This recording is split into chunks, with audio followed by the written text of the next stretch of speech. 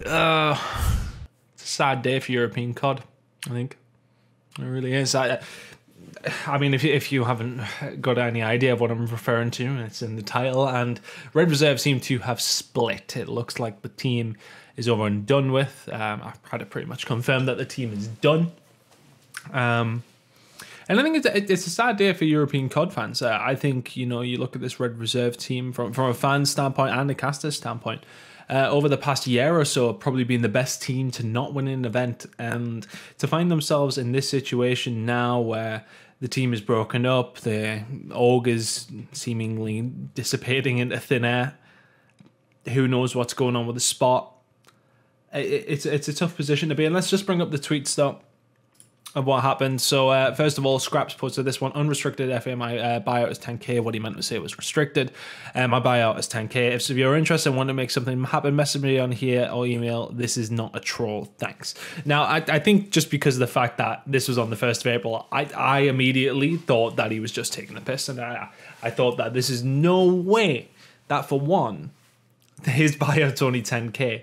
But basically, from the sounds of things, of the burner, the sounds of things from people I've spoke to, it sounds like the team it sounds like Red have got rid of the CEO, Patrick, and that they're now just trying to offload assets, and they've priced them low so they can get rid of them.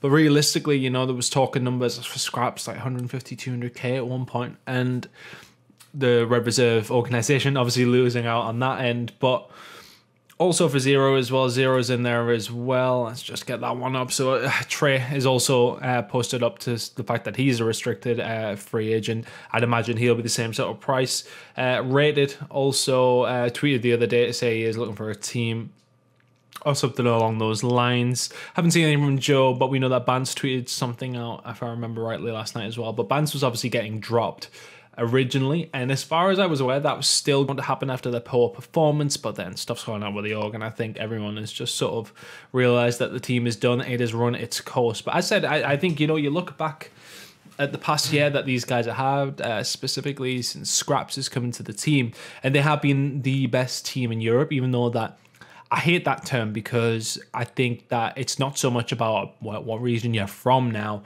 just the fact that you're European. I hated that term for quite a while now, and I think the guys on Red Reserve really weren't concerned about being the best in Europe. I think it was more of a being the best in the world. Let's get rid of that tweet now anyway. We don't need to look at that. But yeah, I think, they were on the path of, well, specifically last year, looking really, really good. And I think it was Anaheim, the event that they could have won. And really, they've cemented their legacy as probably one of the most successful European teams ever. Let's be honest, I think, yes, okay, you can look at that Splice team back in Black Ops 3, obviously winning Season 1, second at Champs.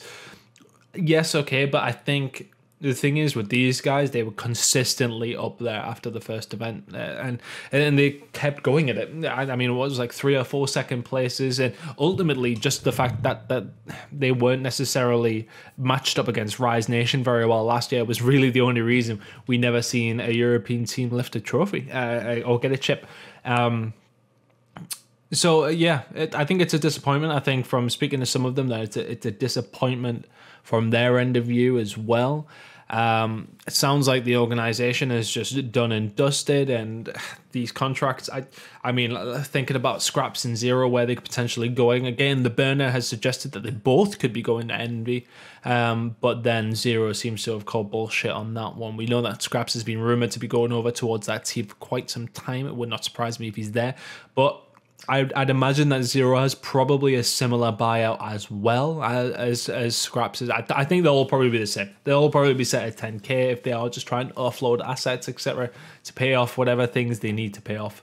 Then this is the case. Obviously, we'll keep an eye on information that's around, and I'll let you guys know if I know anything I can talk about anyway. But yeah, it's a real shame. It's a real shame. I think, realistically, I fully expect Zero and Skrapz to find themselves on good teams. I think Joe, because of his past history of maybe receiving a lot of flack for not necessarily putting up the numbers, I think he might struggle to squeeze himself into a team, even though I absolutely believe that this is a good game for Joe, and I think that he could really get into a very solid squad. rated as well. I think, you know, he's one of these outspoken guys in the community, and I don't think that'll maybe do him any favors in terms of finding a team. Again, I think he's absolutely good enough. And for me, Bance, as said, he's another player who is on his day, in the right role, in the right team, is a very good player. But obviously, he was going to get dropped from that team. So it's curious to see what's going to happen. As said, I absolutely think Zero and Skrapz will be on new teams. Roster lock is gone by the 5th of April. So that's when we're going to start seeing some roster mania. But one thing that this is actually going to really create is a bit of a frenzy, I think. Because, I mean, there's a lot of these players. I think in a typical roster mania scenario, there's big buyouts. There's a lot of contracts on the go, and it's hard for teams to maybe make the change that they want to. But now there's 5 pretty good players. One of them sensational, another one of them very good. I mean, Skrapz has been unbelievable this year, and I think he could walk into most of the teams and improve them at this moment in time. Zero again has been consistent. I would say probably the second best player on Red Reserve in terms of pure numbers and what we've seen from him. I would think Zero is going to walk into a good team as well. But what this is going to create with the fact that they're so cheap is the fact that players are going to be moving around a lot again. I think we're going to see a big roster mania this time around, basically because of Red Reserve. I'm not too sure what's going on with their spot. I'll keep you up to date with that one. I think they're trying to sell it, and you know, we may well see an amalgamation of some of these players keep a hold of that spot under a different organization. That wouldn't actually surprise me too much. I don't think it'll be the same roster by any means, though. I think there could be a couple of them there. It wouldn't surprise me if Joe and Rated stick together. It wouldn't surprise me if they maybe try and keep a hold of Bance now after this whole situation is unfolded. But as far as Skrapz and Zero are concerned, I think those two could be a way. I was thinking about possibilities in my head of maybe some of them going over to Reciprocity, because there was rumours of changes maybe potentially coming there before Fort Worth saying that. Obviously, they did bring Dylan in for Dens, but you know, there was rumours of Shawnee maybe being possibly moved out, that sort of thing. So I don't know. It's difficult. But with them just being British players, that could be definitely something that we could potentially see.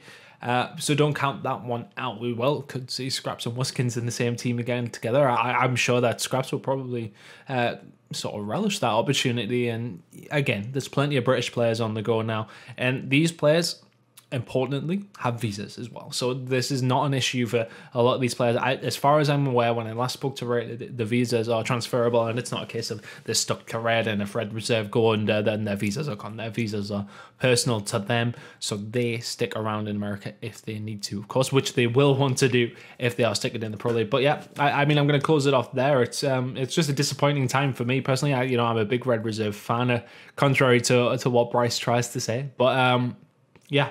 I think it's disappointing, but I think at least Skrapz and Zero will definitely end up on teams rated potentially. Joe and Bance, not too sure on at this moment in time. I'll update you guys when I know what's going on with the Red Reserve spot. It's been hard to come by, but a lot of former members of staff have said, you know, it's all going to come out on the wash, etc. So we'll react to that when it does happen, guys. We've got plenty more Pro League going on this week, as far as I'm aware. I've got Spitfire on Thursday. We'll review Pro League then. I was trying to do daily videos reviewing Pro League, but I'm basically just repeating myself of what's happening in the broadcast, and I'm actually finding it quite hard to stay awake and watch them, so it's quite hard for me to try and get these videos done. But leave a comment below where you think these guys should go. Do you think Skrapz is going to end up on Envy with Hook? There's been more rumours of Hook potentially leaving Envy, and that would definitely put Skrapz off moving over to there. And it's going to be up in the air. Don't worry, we're going to be covering Roster Mania come 5th of April and letting you guys know what I know in terms of who's moving. I said, leave a comment below where you think these guys should go, what teams you want to see form out of this one. Leave the video a like as well. Subscribe if you could. Plenty more content coming on Roster Mania, Pro League, and London coming up, and you'll see it all here on EGL's YouTube. We'll catch you guys for those videos.